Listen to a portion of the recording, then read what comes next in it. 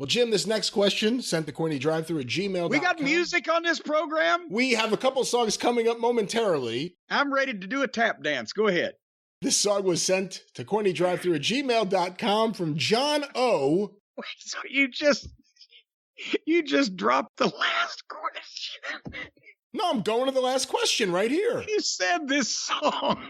Did I say song? You said this song. You have messed me up with your hijinks here this week. This next question was sent to CornyDriveThru at gmail.com. Oh, God. Don't hurt yourself. Oh. From John O. in Long Island, New York. I know for most of history, the managers and cornermen have been used to hype up their wrestlers and cut a promo for them when needed. But in kayfabe, why are managers allowed at ringside? With the amount of cheating that they've done, shouldn't there have been some rule either in the NWA or other territories to prevent managers from being at ringside to avoid interfering? Without that rule, the only way I could see promoters allowing... Again, he's in kayfabe, I gotta remind myself. Without that rule, the only way I could see promoters allowing ringside managers is if they expect the referees to have the memories of goldfish. Plus, it might be harder for fans to buy if interference and DQs even happen occasionally, since you wouldn't see an NFL coach rush the field with a tennis racket or pull someone's leg to help. Any insight into this part of the wrestling business and psychology here would be appreciated. Well, yes, we've talked before that managers and seconds go back in boxing and wrestling and any combat sport. The MMA fighters now have a whole procession and team that goes out with them. But at the turn of the 19th into the 20th century, that was the thing, is every fighter is allowed to have someone in their corner, right? This goes back to the days of John L. Sullivan and William Muldoon and etc. And it just so happened that the way that wrestling worked out, the manager or the second or the part, whoever the corner man was probably predisposed to interfere at a certain crucial time.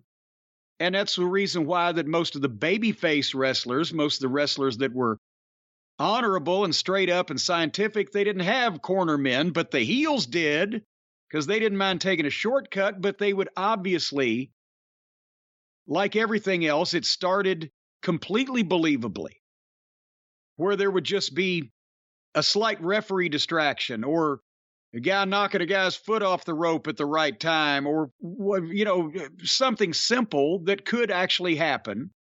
And when that got heat, then it was magnified and played upon, and then there became more managers and more interference. And then finally, it was pretty much accepted by the fans that a manager, anytime he got the chance, was going to interfere on behalf of his guys, but a good referee wouldn't let him. Until finally something happened where the poor referee, through no fault of his own, was distracted, and the manager did the one thing at the one time, at the split second, that it meant something. And that's great when you've got people that know how to portray all of that. But then everybody got sloppy.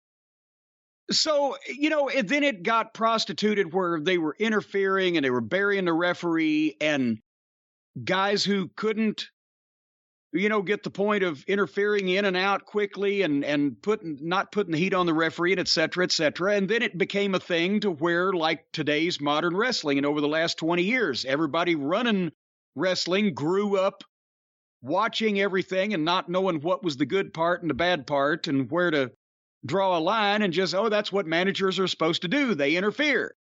Except now in the WWE, there are no managers except for Heyman, and he doesn't interfere. But everywhere else, they go crazy. And yes, it had gotten, out of hand and too much. And as far as disqualifications, yes, there were probably in the territory days more disqualifications in programs, in main event programs, than there were actual clean finishes. Because why? Unless it was going to be the heel fucks the babyface and beats him illegally to continue the program, every once in a while, the babyface would slip over and get a victory, and then the heel would turn around and get heat on him again afterwards, do something fucking horrible. But most of the time, you didn't want your babyface to win the program until the end of it, because then people would quit coming once the babyface won. They wouldn't want to see any more of it. That's why the babyface was a main event babyface, because he got win after win after win after win when he came in the territory, and win after win after win to climb up the card. And then you start beating him with your top heel, and he has to overcome all these obstacles to win in the end.